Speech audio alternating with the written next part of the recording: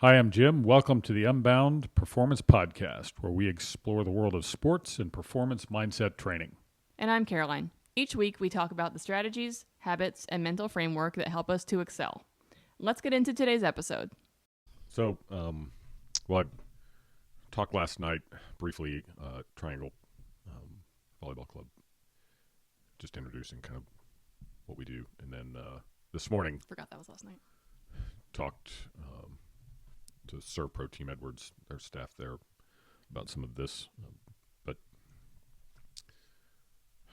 the impact our thoughts have on our quality of life and our actions, our decision-making, like Marcus Aurelius in his meditations, which were just a journal for himself. Mm-hmm. He's writing down all these reminders, these constant reminders about the power of our thoughts, and that requires some attention. It doesn't just, all right, well, those are my thoughts. Like, then what? I was reading Jordan Peterson's newest book. Well, he uses a lot of Old Testament stories in that book to paint certain realities. So the Cain and Abel story, where Cain doesn't bring his best to the game and is not happy with God's response. So rather than doing something about it, he commits an act of murder. Right. When there are no escaping the consequences for our decisions or lack of decision. Yeah, Jordan Peterson calls it this call to adventure, where we either embrace that in our lives or we withdraw, retreat, and then we are left alone, which just creates misery and neurosis. And I thought, well, the description of the vengeful, bitter spirit that Cain let into his life, like the path he chose, was one that was described as a sexually aroused predatory animal waiting to devour you if you let it in. And that's graphic and stark for sure. But Thanks for clarifying that. there is no escaping the ramifications of our decisions or not making a decision. Yeah. So when it comes to how we're going to live and what impact our thoughts are going to have on our lives, pausing to reflect, write some things down, and choose to embrace everything that life has, for good or bad. Right. And there is no escaping the fact that there will be struggle. Sure. And that's, I saw someone on a social media page had posted Viktor Frankl's quote about last of the human freedoms is the freedom to choose our attitude in any given circumstance. And somebody commented below it that not everybody can do that. And I thought, wow, this person must not know that Viktor Frankl spent over 3 years in a Nazi concentration camp and lost his family and pretty much everything. Did you comment back? No, I never do. Wise decision. Yes. But the idea that if we go into our lives thinking we have no agency, that we can't have some measure of control, that doesn't mean we can control everything in our lives. No. Obviously not. But if things aren't going our way or whatever, if we resign ourselves to like, well, that's that. Or we take the view that there are always some things that we can address, some issues, maybe small things. Right. And I know Jordan Peterson will always talk about just clean up your room, clean up your house. Start with these little things that you can have some control over. And the impacts that they have down the road are pretty significant. Snowballing into other things besides just keeping your house clean. Right. And I remember him talking about this on his first big book tour. He had talked about dressing well and how important that was for your psyche and well-being. And so you had people coming to these book signings and presentations, like some of them, it's the first time they'd ever bought a suit, ever worn a suit. And it was to go to that thing. And they talked about how impactful it was on how they viewed themselves and what they were doing and their prospects. So I think, when it comes to this whole idea of performance, so many people are just willing to not take a chance. They'll look around, compare themselves. Well, I'm not as tall as her. I don't jump as high as him. I'm not as fast as her, whatever. Yeah. And so then that'll be that. Instead of, what can I do? Change the circumstances. Yes. So, I know one woman, her kid plays at Triangle, and her husband is, he trains people in the weight room and posts these videos. And I watch, and some of them are of his son, the improvements he's making in terms of his jumping and sprint speed and power. And that kid's working his tail off. Yeah. And I mean, I've seen people who are born like didn't have to work on their jumping Not at all. really, yeah. But that's Not everybody, not Yeah. your average. no. Right. And it's amazing to watch this kid like consistently bring it and like train really hard. And I think that's, if you're going to take ownership of your own life and you're just going to live differently than if you throw up your hands and just say, this is the hand I'm dealt. Yeah. It's all I got. It's not fair. And if that's the approach you take and you really go down that path, well, that was, in this book, that's the path that Cain took. Yeah. And not only did he become a murderer, but then generations after him, they were ever more murderous. The impacts of our decisions are inescapable. Like, For better or for worse. yes, if you choose to go one way, you don't ever get away with it, even if you think you are, But then the other is much more of a transcendent approach, a higher, noble, better way to live, which is kind of what all of our societies are built on, this notion of sacrifice and what's good for our people long term, what's good for the people we're connected with, people we love.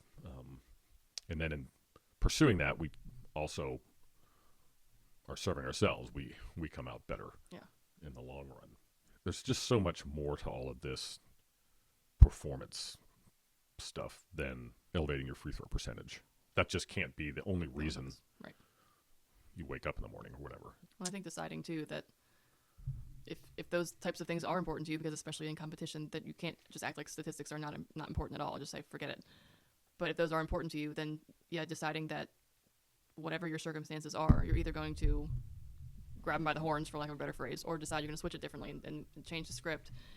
And I think a lot of people in that scenario where someone's born with great height and they can jump, and then someone who's the complete opposite, doesn't necessarily mean that that shorter, lower vertical person can't still achieve and still be successful. But deciding, you have two choices. Okay, this is just how I am. Guess I just won't be able to play that sport, or I won't be able to be as good as so-and-so.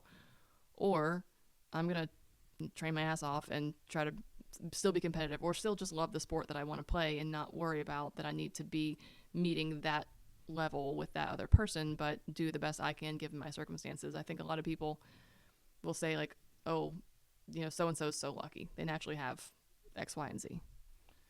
Well, first of all, you don't always know that people just have that. Like they may very well work for it. Right.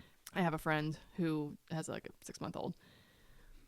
I guess he's almost 1 now. Geez. Anyway, I met her at the gym, and I had seen her working out very pregnant, which is what I did with my kids. And I finally walked up to her one day, and I was like, "Hey," I was just telling someone else the story this morning. I was like, "Hey," I was like, "You're in here working really hard." And I said, "When all your friends after you have this baby are like, oh, you just bounce back so easy," I said, don't forget, like you are in here working your tail off every day.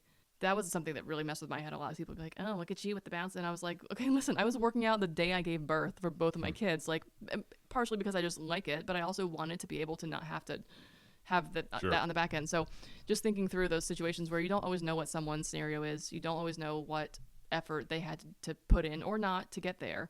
And so my thinking around this, how we think about things, I think this is all connected to the inner voice of ourselves as well.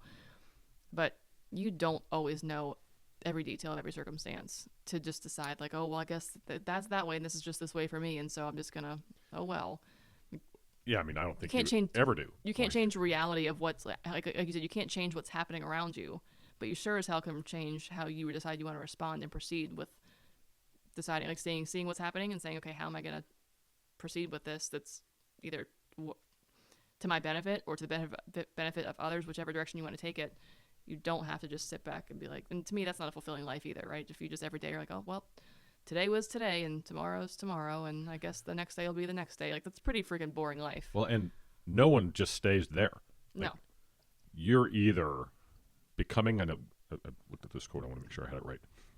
Jordan Peterson has this quote: "Always place your becoming above your being."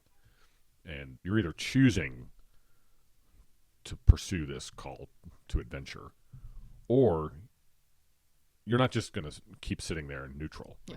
It's one or the other. You're the either other going forward or backwards. Yeah, it's not just every day neutral, into 100%. hell. 100%. Like, that's Pure misery.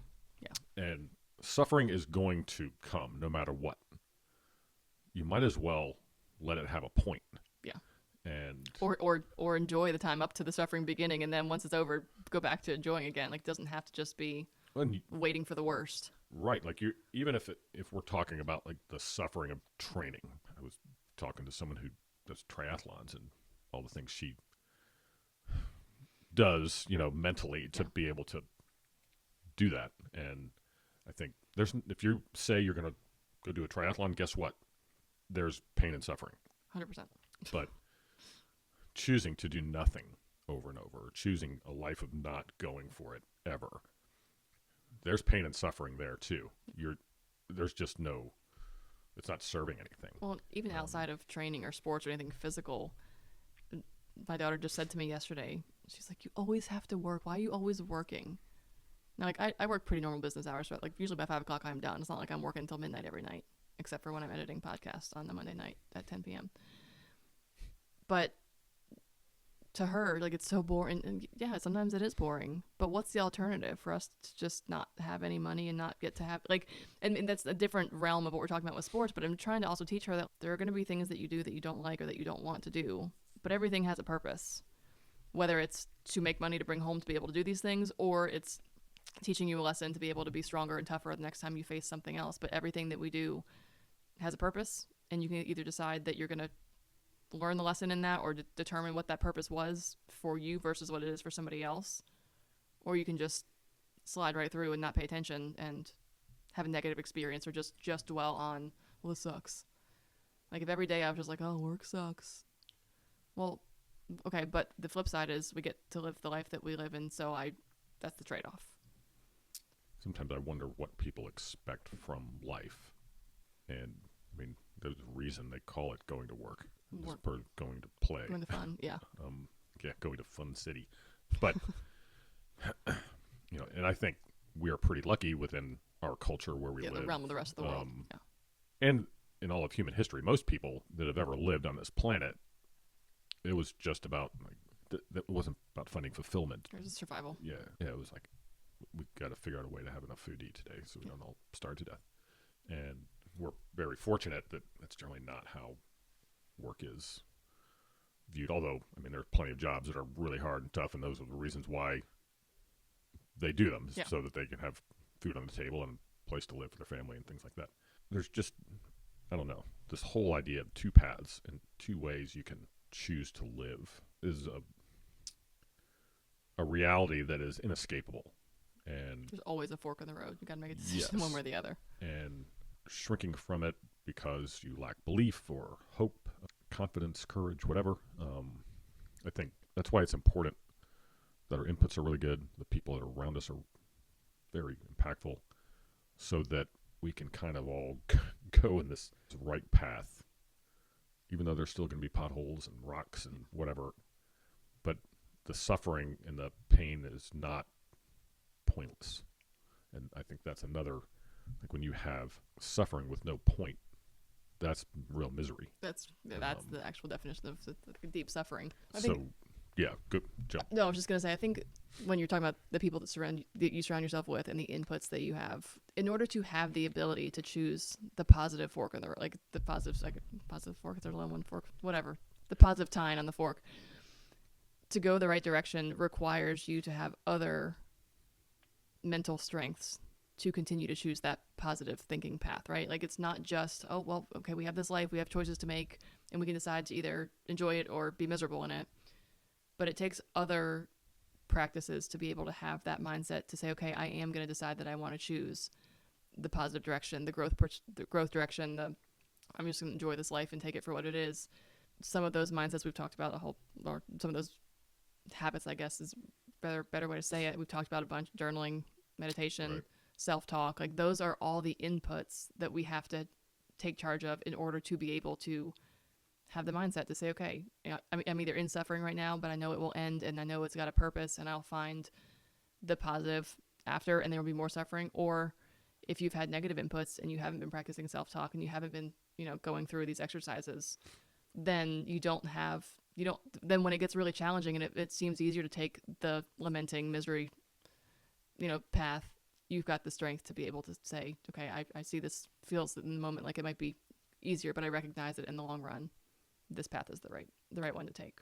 Well, and that's, Viktor Frankl talked at length about the people who survived the concentration camp were the ones who had a reason to do so. They gave themselves a reason to want to live and make it. And the people who gave up, they're the ones who did not make purpose. it. And that's what even he quotes Friedrich Nietzsche. If you have a reason why, you can survive anything. And I think that's where reflection, I know I'm always begging people to do it. Like, just stop and think for a few minutes. I don't think we've ever had an episode where one of us hasn't mentioned just the and because paying attention. Otherwise you just stumble along, and this gift of life that we have, we waste it. Yeah. And that to me it's quite sad. And I don't like watching people in that state. I don't want to be in that state myself. And really, I think ultimately that's the biggest reason why this is happening, is that any way we can help people move off this path to this path where they just are chasing it and they have an idea of what they're chasing and have an idea of how they're going to get there. That's a meaningful way to go about your days. Yeah. And I think if we just drift along, well, that just leads to misery. Well, I mean, you've talked, I think, very early on, and we've talked about purpose a million times. Yep. I'm organizing my thoughts here. When you think through, like, you having a purpose, the sooner you can identify your purpose in life, but I also think along the path there are different phases of life where it Sure. might feel a little bit different. It shifts.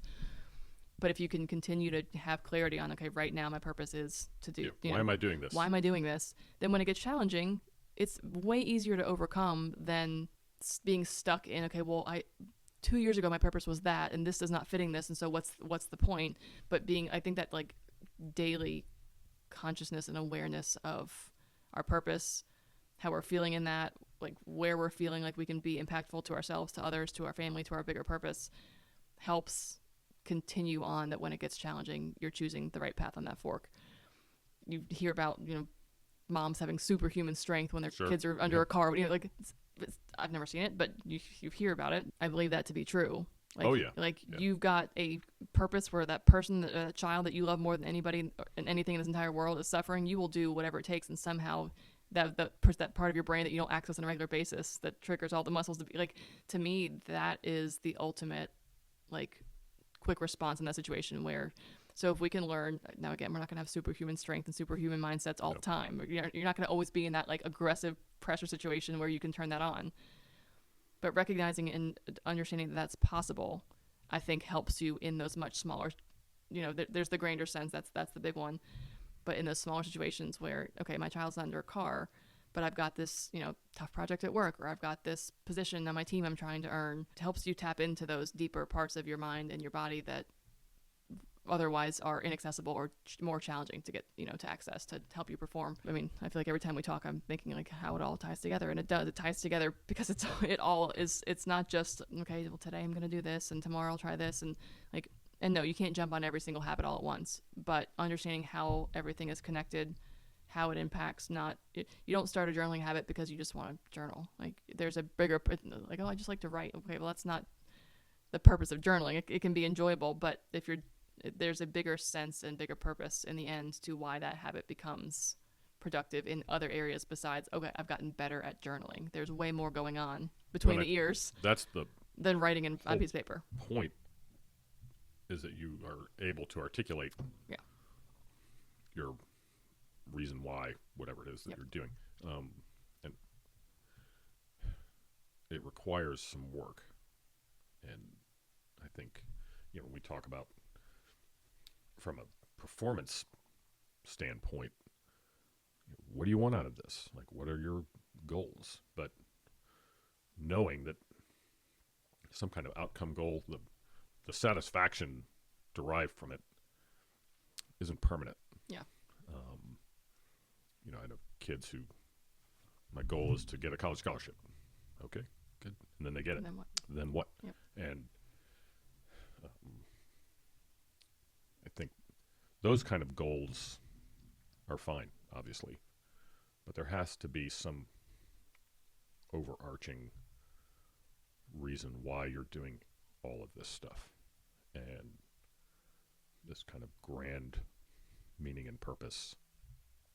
I mean, if you're trying to survive in a concentration camp, for Viktor Frankl, it was, I'm going to rewrite the book that they took from me when I walked in here.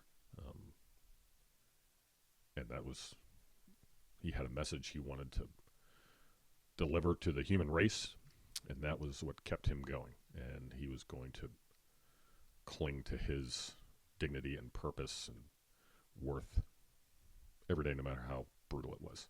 And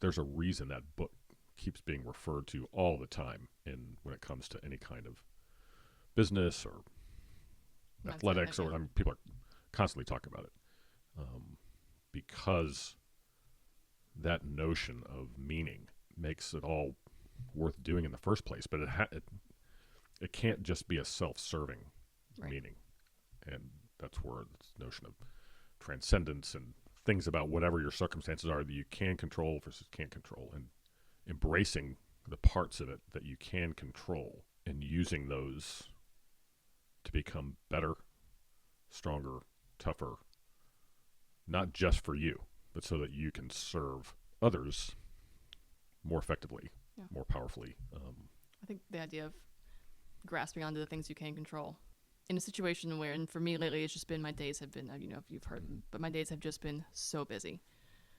And today was exceptionally busy leading up to this, which is why I texted you at 6 a.m. and was like, hey, can we try to do a different day? But so what's been helpful for me, and this is just sort of my mindset shift, if I can say like, oh my God, I'm so busy today, and then at the end of the day just be a crazy, frazzled, stressful mess that now my family has to deal with and I can't, come up with an idea for dinner. Or I can say, okay, this is my schedule for today. These are the things that are important to me to get done that might be my personal things in between. Like today, I had a personal appointment at 9 a.m. and I wanted to work out. Those were two things I needed to get done in the morning, because when I go pick up my kids after this, I want to be present with them. And I'm sitting there and I'm getting dressed for the day. My husband's taking them to school, and I'm thinking like, okay, I really don't have that much time until this 9 a.m. appointment to get my workout in. So I'm sitting there staring at my calendar thinking, oh, I don't have time. And all of a sudden I'm like, I don't have to leave for 20 minutes. I can put on a 10-minute workout. Yep. Get it done, and it's better than nothing. Or I can sit here and be like, oh, I wish I could do 45 and then do nothing. Right. And I turned on a 10-minute strength program. I knocked it out. And in my mind, I've worked out for it. Like, was it perfect? Was it what I wanted it to be? No. But was it the best I could do for today? And I'm really proud that I did that 10 minutes. Yeah. That's, for me, is getting up. And so even though I have still been nothing changed about my schedule. My schedule didn't change. I've been just as busy as I discovered that I was at 6 a.m. this morning. But I've flipped it to, rather than like, oh my God, I'm so busy, I can't get all my stuff done. It's, okay, I was very busy, and therefore I organized my time. I was productive with it. Just those little things outside of like a performance situation. If you can practice those just normal daily ways of viewing what's on the table for you, it helps you approach those actual challenging situations. And I keep forgetting to say this, so this is a little bit separate, but I was thinking, last episode, I don't know that I've ever edited an episode where you haven't said the phrase, who are you becoming on this journey? Or who do you want to become on this journey? And in fact, last episode, I was thinking to myself, I could feel we were wrapping up, and I was like, he hasn't said it yet. And I was going to, at the end of recording, say, like, that was the first time you haven't said it, and then like 2 minutes later you said it. But I was thinking that could be like a cool thing to have on a shirt. So I was thinking to myself, like, would it be, who are you becoming on this journey? Like, who do you want to be? And I was thinking how to simplify it. And I was like, what about who do you want to become? But then I thought to myself, like, no, I want to put it exactly as you say. Who are you becoming on this journey? Because we always talk about becoming, not just like you have become. It is adverb with the ing on the end. That's what those are. Like, it's not who do you want to become? Because the end of become is you're dead. Right. It's over. Hopefully. Yep. Right. So that is a very consistent point and question that gets, a prompt, if you will, that has to be the adverb version of become. Yeah. Another Jordan Peterson quote: "The better ambitions have to do with the development of character and ability rather than status and power. Status you can lose. You carry character with you wherever you go, and it allows you to prevail against adversity." That is the truth. And I that's the only way we can be becoming. Yeah. If everything then we do is in service of us becoming, then we're going to choose actions, things we say to ourselves or to each other, that are going to serve that cause. Yes. And help us be better people, better athletes, better business people, better artists, whatever. And I think that's the fulfilling, rewarding, meaningful way to go about our lives. And if we instead shrink from challenges and adversity for whatever reason, we think it's not fair or we lack belief, and if that's the path we choose, we are just so screwed because it leads only to more and more struggle and pain and lack of fulfillment and loneliness and whatever. I encourage people to keep taking that little step, whatever. What about Bob? It's baby steps. I mean, it is. And that's just be taking some, whatever they are. Yeah. We hope you enjoyed this episode of the Unbound Performance Podcast. Your support helps us continue to build our community. If you're enjoying this content, please like, subscribe, and share.